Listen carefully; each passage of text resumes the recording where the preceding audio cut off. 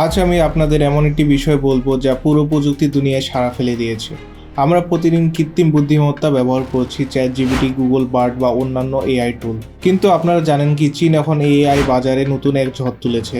তাদের নতুন AI startup DeepSeek মাত্র কয়েক মিলিয়ন ডলারে যা করেছে তা দেখে মার্কিন প্রযুক্তি জগতের বড় বড় প্রতিষ্ঠান পর্যন্ত অবাক। তাহলে কিভাবে ডিপসিক এত কম খরচে এত শক্তিশালী এআই তৈরি করলো? এটি কি ওপেন এআই এর জন্য বড় চ্যালেঞ্জ? আর মার্কিন প্রযুক্তি কোম্পানিগুলোর উপর এর প্রভাব কী হতে পারে, সব প্রশ্নের উত্তর পাবেন আজকের এই ভিডিওতে। আমরা সবাই জানি চীন এআই প্রযুক্তিতে গত কয়েক বছরে বিশাল অগ্রগতি করেছে। 2017 সালে তারা ঘোষণা করেছিল যে 2030 সালের মধ্যে তারা হবে বিশ্বের এআই সুপার পাওয়ার। এই পরিকল্পনার অংশ হিসেবে 2023 সালে হাংজু শহরে জন্ম নেয় ডিপসিক এআই। এর মূল উদ্দেশ্য ছিল সাধারণ মানুষের জন্য এমন এআই তৈরি করা যা শক্তিশালী কিন্তু সাশ্রয়ী।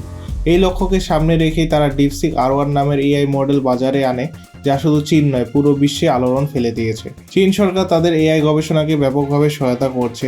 বর্তমানে টিনসেন্ট, আলিবাবা, বাইদু এর মতো বড় বড় প্রতিষ্ঠান এই সেক্টরে বিপুল বিনিয়োগ করছে। আপনারা কি জানেন ডিপসিক তাদের ডিপসিক R1 এআই মডেল তৈরি করেছে মাত্র $6 মিলিয়ন, অথচ ওপেন এআই চ্যাটজিপিটি 4 তৈরি করতে লেগেছে $1 বিলিয়ন। তাহলে কীভাবে ডিপসিক এত কম খরচে এত শক্তিশালী মডেল বানালো? প্রথমত তারা ব্যবহার করেছে নতুন ধরনের মেমোরি অপটিমাইজড অ্যালগরিদম, যা এআইকে দ্রুত কাজ করতে এবং কম খরচে ট্রেনিং নিতে সাহায্য করে। ডিপসিক R1 GPT-4 এর তুলনায় 30% দ্রুত এবং 40% কম ব্যয়বহুল। এছাড়া এটি কম শক্তি খরচ করে এবং বেশি ডাটা প্রসেস করতে সক্ষম।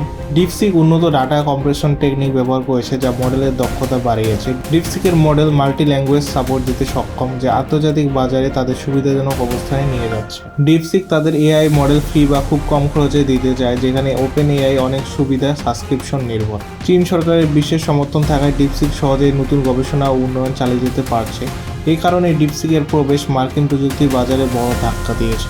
ডিপসিক বাজারে আসার পর সবচেয়ে বড় ধাক্কা লেগেছে এনভিডিয়া এর মতো কোম্পানির উপর। এনভিডিয়া এআই চিপ সরবরাহ করে এবং তাদের ব্যবসার বড় অংশ এআই মডেলের সাথে জড়িত। কিন্তু ডিপসিকের সাশ্রয়ী প্রযুক্তি বাজারে আসার পর তাদের শেয়ারে বড় ধরনের পতনের সম্মুখীন হয়েছে।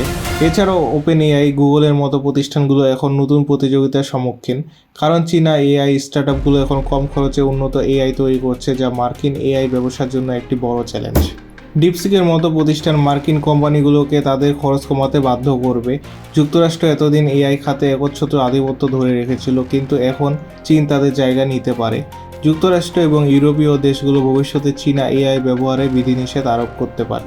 ডিপসিকের এই সাফল্য প্রমাণ করেছে যে এআই প্রযুক্তির ভবিষ্যৎ আর শুধু পশ্চিমা বিশ্বের হাতে নেই। চীন এখন এআই দুনিয়ার বড় খেলোয়াড় হিসেবে আবির্ভূত হচ্ছে এবং ভবিষ্যতে আরও বড় চমক দিতে পারে। তবে প্রশ্ন হচ্ছে, মার্কিন প্রযুক্তি প্রতিষ্ঠানগুলো এই প্রতিযোগিতায় টিকে থাকতে পারবে কিনা?